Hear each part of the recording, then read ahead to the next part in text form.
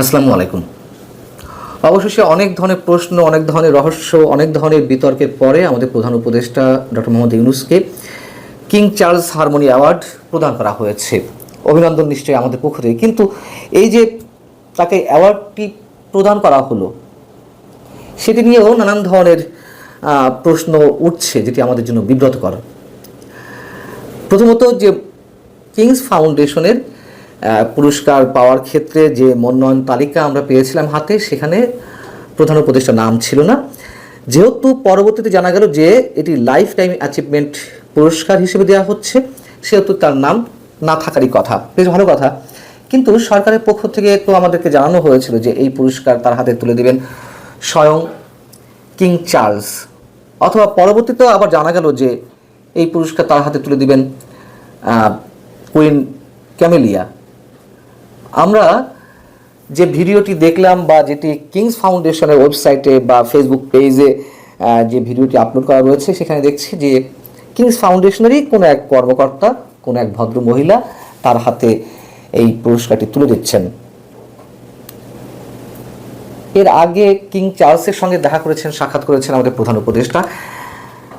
এমনকি prize giving সেরেমনিতে অথবা award giving সেরেমনিতে খোদ কিং চার্লস সেখানে উপস্থিত ছিলেন, কিন্তু তিনি নিজ হাতে এই অ্যাওয়ার্ডটি আমাদের প্রধান উপদেষ্টার হাতে তুলে দেননি। অনেকে বলতে পারেন যে আর যারা ছিলেন, আর যারা পুরস্কার পেয়েছেন, তাদেরকে তো চার্লস দেননি নিজে হাতে তুলে। তাদের কথা, আমাদের প্রধান উপদেষ্টার কথা অবশ্যই আলাদা। তারা কোন ক্যাটাগরিতে পেয়েছে, বা তারা তাদের উচ্চতা বা মর্যাদা ডক্টর মোহাম্মদ ইউনূসের মতো কিনা, সেই প্রশ্ন তোলাটাও অবান্তর। ডক্টর মোহাম্মদ ইউনূস নোবেল পুরস্কার বিজয়ী। এই পুরস্কার যারা পেয়েছে, নিশ্চয়ই এই পুরস্কারটি নোবেলের সমমর্যাদার নয়। গতবার আমরা দেখেছি 2024 থেকে যখন কিং চার্লস হারমোনি অ্যাওয়ার্ডের পরিবর্তন করা হলো, তখন জাতিসংঘের সাবেক মহাসচিব বান কি মুনের হাতে কিং চার্লস এটি নিজ হাতে তুলে দিয়েছিলেন। কিন্তু এবার কিং চার্লস এই অনুষ্ঠানে উপস্থিত থাকার পরও দিলেন না। কেন দিলেন না তা নিয়ে অনেক প্রশ্ন থাকতে পারে। কেন দিলেন না, এটি তাদের ইন্টারনাল পলিটিক্সের অংশ হতে পারে, ইন্টারনাল পলিসির অংশ হতে পারে, সে বিষয়ে পরে আসছি। কিন্তু আমাদের জন্য তো বিব্রতকর। আমরা তো তার প্রতিবাদ জানাতেই পারি যে কেন কিং চার্লস সম্মান জানিয়ে নিজ হাতে ডক্টর মোহাম্মদ ইউনূসের হাতে এই পুরস্কার তুলে দিলেন না। এখন বিষয়টা হচ্ছে যে ব্রিটেনের প্রধানমন্ত্রী কিয়ার স্টারমার, তিনি অস্বীকৃতি জানিয়েছেন ডক্টর মোহাম্মদ ইউনূসের সঙ্গে দেখা করতে। এটি খোদ ডক্টর মোহাম্মদ ইউনূস নিজেই ফিনান্সিয়াল টাইমসকে জানিয়েছেন। যখন প্রধানমন্ত্রী তার সঙ্গে দেখা করতে অস্বীকৃতি জানিয়েছেন, তখন কিন্তু আমাদের একটুকু জানাতে হয় যে রাজা চার্লস অনেক সম্মানের অধিকারী, সবাই তার জন্য অনেক কিছু করতে প্রস্তুত, ইংল্যান্ডবাসী, ব্রিটেনবাসী। কিন্তু সরকারিভাবে কোনো যখন সিদ্ধান্ত নিয়ে নেওয়া হয়, বা প্রধানমন্ত্রী যেই সিদ্ধান্তে পৌঁছান, সেটি কিন্তু কিং চার্লসকে, বা যেই কিং থাকুক না কেন, তাকে মানতে হয়। যেহেতু তিনি এখানে অ্যাভয়েড করেছেন আমাদের প্রধান উপদেষ্টাকে, সেহেতু চার্লসকেও সম্ভবত তাৎক্ষণিকভাবে মানা করে দেওয়া হয়েছে, তিনি যেন নিজ হাতে এই পুরস্কার না দেন। এটি কার জন্য অপমানজনক, কার জন্য অবমাননাকর, আমরা সেই সব বিশ্লেষণে না গেলেও আমরা এটুকু বলতে পারি, আমাদেরকে অসম্মান করা হয়েছে। এটি যুক্তরাজ্যের ইন্টারনাল পলিসি, ইন্টারনাল পলিটিক্স, যেভাবে হোক না কেন আমাদেরকে অবমাননা করা হয়েছে। এদিকে প্রধান উপদেষ্টা ডক্টর মোহাম্মদ ইউনূস যে যুক্তরাজ্য সফর করলেন, সেই যুক্তরাজ্য সফরকে কেন্দ্র করে সারাহ কুক, বাংলাদেশে নিযুক্ত ব্রিটিশ হাই কমিশনার, তিনি সন্তোষ প্রকাশ করেছেন।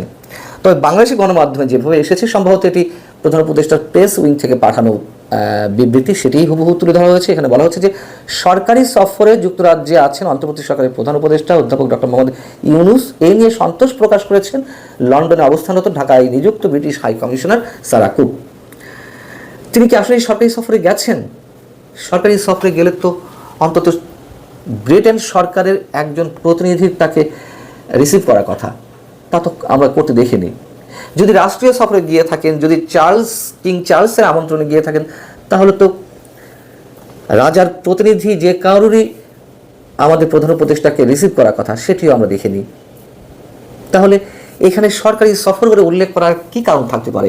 মোদ্দা কথা হচ্ছে যে আমাদের সরকারের পক্ষ থেকে, অন্তর্বর্তী সরকারের দপ্তর থেকে যে ধরনের ঢাক ঢোল পেটানো হয়েছে শুরু থেকে, যে রাজা চার্লস নিজে হাতে তুলে দেবেন এই পুরস্কার, তার আমন্ত্রণে যাচ্ছেন, প্রধান উপদেষ্টা যাচ্ছেন বা সরকারি সফরে যাচ্ছেন, এইসব বাড়তি কথা বলে বলে এমন সব প্রশ্নের জন্ম দেওয়া হচ্ছে মানুষের মধ্যে।